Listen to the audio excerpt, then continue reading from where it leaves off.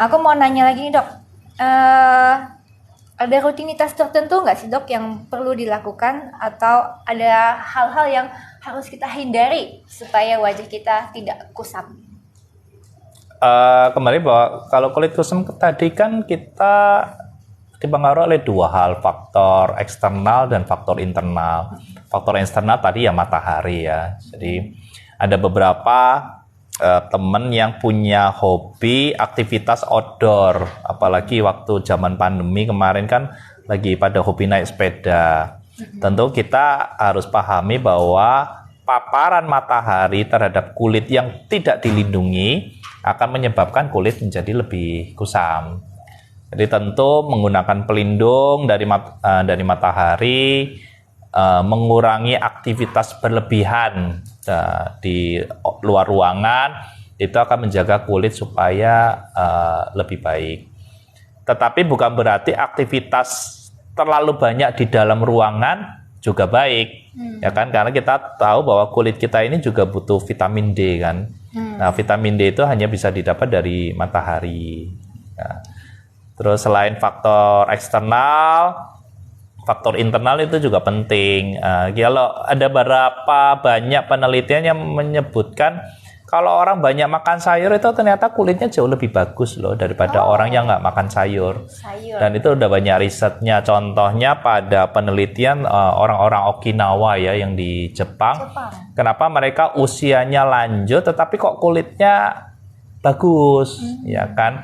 Kalau dibandingkan dengan lansia di tempat lainnya, salah satu faktor adalah pemilihan pola makan yang tepat untuk mereka. Itu tentu pengaruh juga ke kulit. Nah, kalau sekarang ini kan trennya skincare ya, skincare. Nah, banyak banget tuh skincare. Betul, dan kadang-kadang trennya sekarang adalah orang sering coba. Oh, dengar ini bagus, dengar itu bagus, dicoba. Cuman agak hati-hati karena kita harus tahu bahwa setiap skincare itu sebenarnya punya spesifik fungsi. Sehingga skincare tertentu itu biasanya hanya cocok untuk tipe kulit tertentu. Betul. Jarang sekali ada skincare yang dia bisa untuk type, ya kan? Karena contoh, skincare yang sifatnya untuk glowing umumnya mempunyai pelembab yang tinggi, ya kan? Sedangkan kulit nggak cocok pakai pelembab yang terlalu banyak, jadi jerawatan. Nah, sehingga memilih skincare yang cocok untuk jenis kulit itu sangat penting. Kita kan sering dapat kasus jerawat akibat pemakaian skincare. Ya sebenarnya nggak perlu diapa-apain, skincare-nya di stop, jerawatnya sembuh. Nah, jadi lebih banyak karena kasus salah penggunaan. Dan sayangnya seringkali produk itu tidak disertai dengan edukasi yang cukup mengenai produk ini cocoknya untuk jenis kulit apa. Iya. Jadi ya jerawatan semua jadinya. Jadi bukan hanya pemilihan treatment tadi yang dokter Yesi sebutin, tapi pemilihan skincare yang tepat itu juga mendukung ya dok ya. Betul. Itu mungkin keuntungannya kalau misalnya kita konsultasi di klinik kecantikan ya dok ya. Jadi kita bisa cek dulu kulitnya, baru dokter bisa rekomend skincare yang tepat. Umumnya seperti itu, tetapi tidak harus datang ke klinik ya sebenarnya. Kalau dokter Sylvia di Younger Look sendiri kan kita ada online consultation yang free, tidak berbayar. Dan tidak harus membeli produk. Jadi kalau misalnya seseorang mengalami masalah kulit, boleh konsultasi untuk mendapatkan edukasi tentang kenapa penyebabnya, apa masalahnya.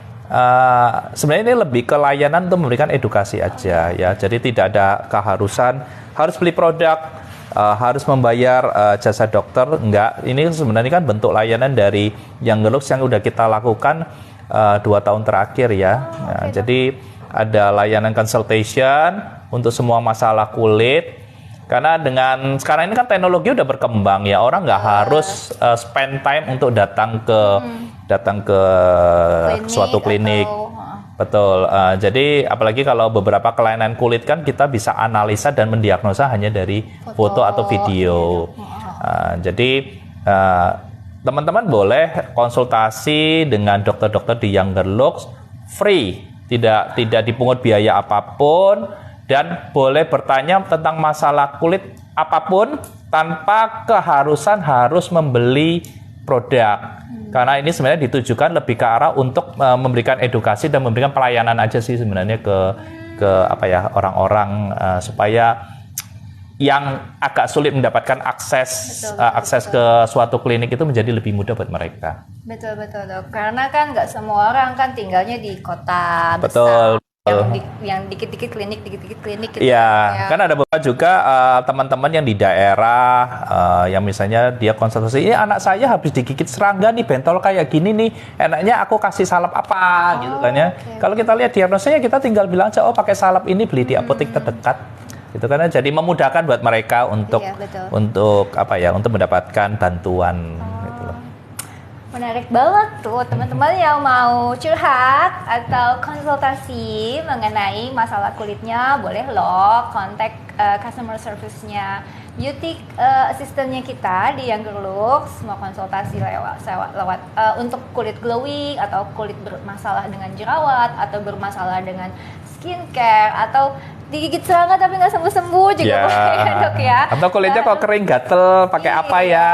Pakai hand body apa ya? Younger Doctor siap untuk membantu kalian semua. Nanti akan dibantu oleh beauty assistant kita via WhatsApp Center.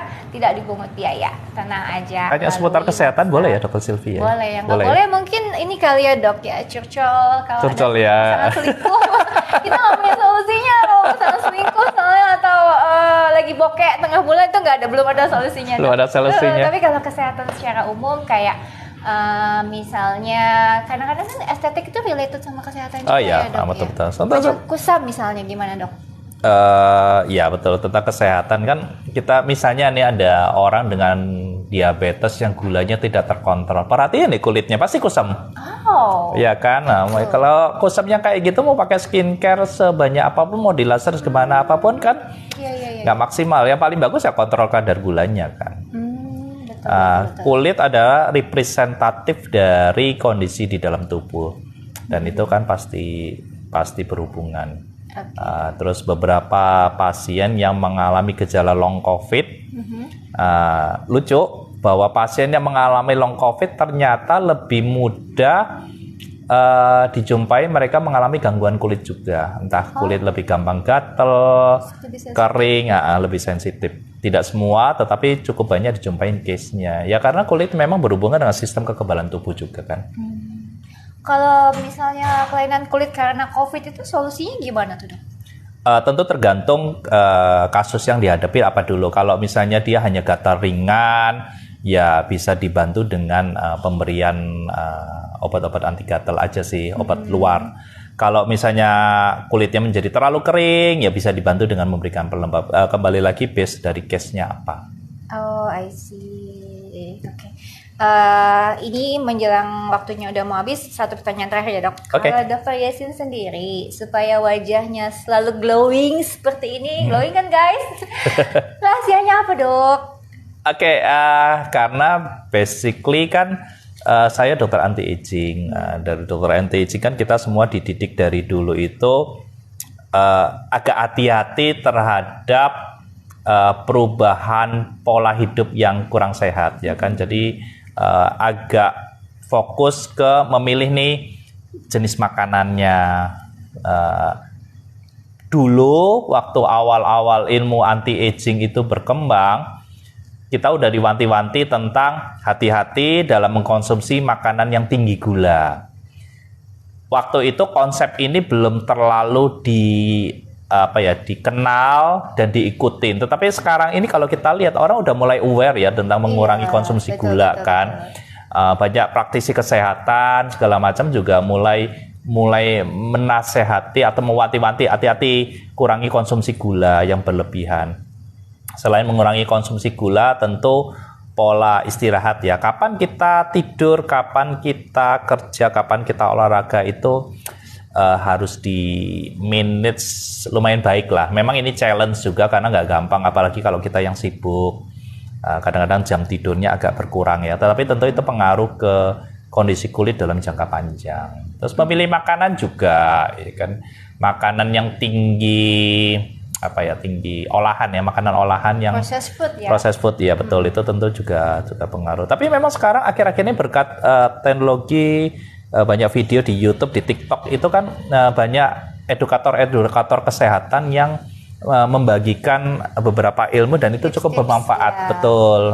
Jadi tentang makanan tinggi gula ternyata berbahaya, ya kita udah mulai banyak dapat edukasinya ya. Terus bagaimana caranya kita mengurangi beban, terutama beban stres, beban pikiran, itu juga ada banyak yang ngajarin gitu loh. Dan itu sih bermanfaat sekali. Oke, jadi tadi kurangi gula, istirahat yang cukup, kelola stres, tidak memilih processed food ya dok ya. Sedapat mungkin menghindari processed food. Sebenarnya hal-hal simpel ya dok ya. Cuman kadang kita suka lupa atau kadang kita suka menganggap sepele gitu kan. Simple, cuman ya karena tantangan hidup ini kan lebih. Contoh pemilihan air minum itu kan juga pengaruh ya Dr. Sylvia ya. Air minum yang dikemas dalam botol, pernah dengar istilah mikroplastik kan? Oh iya. Ya kan, jadi ada partikel plastik dalam air kemasan yang ini tentu nggak semua air kemasan ya. Air kemasan yang kemasannya kurang baik itu ada partikel plastik yang ikut larut di dalam air. Dan itu kalau terminum itu kan jangka panjang menimbulkan gangguan kesehatan. Nah, untuk meminimalkan hal seperti itu, beberapa teman dan saya sendiri itu kan suka bawa botol minum sendiri. Jadi kita juga mengurangi limbah plastik juga kan. Tetapi itu kan berarti ada effort tambahan, bawa botol yang which is awal-awal itu suka lupa. Kita udah pergi baru botol minum ketinggalan gitu. Jadi kan butuh sedikit perubahan kebiasaan gitu ya. Jadi ya sedapat mungkin hal-hal kecil kayak gitu. Kalau Dr. Yasin treatment nggak? Treatment apa? Cukup banyak, kebetulan kan ada teman-teman di Younger Looks yang suka membantu ya. Okay. Jadi laser yang paling sering. Laser paling sering karena di usia saya ini kan perubahan udah lebih cepat. Ya, jadi kalau treatment luarnya laser, terus skin booster termasuk treatment favorit saya. Terus yang kemudian adalah filler. Sekarang mulai ke filler.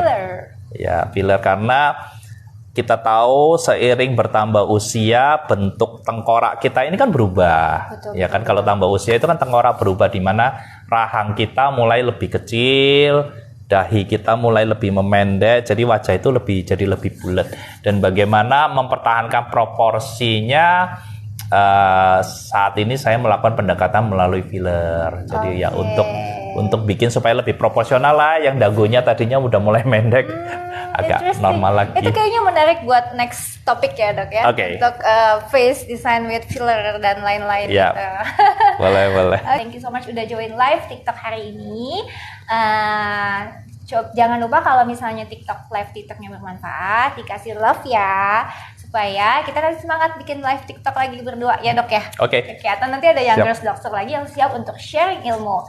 Nah teman-teman jangan lupa kalau misalnya kalian mau curhat mengenai kulit yang kusam, kulit berjerawat, bekas jerawat, pori-pori besar atau apapun itu, bisa kontak ke beauty assistant-nya Younger Looks, bisa konsultasi online, atau kalau misalnya kamu di daerah Kota Tangerang, Kabupaten Tangerang, kamu bisa langsung kontak beauty assistant untuk appointment ke Younger Looks Girl Clinic. Thank you so much Dr. Yasin. Sama-sama Dr. Sylvia. Thank you so much semuanya TikTokers.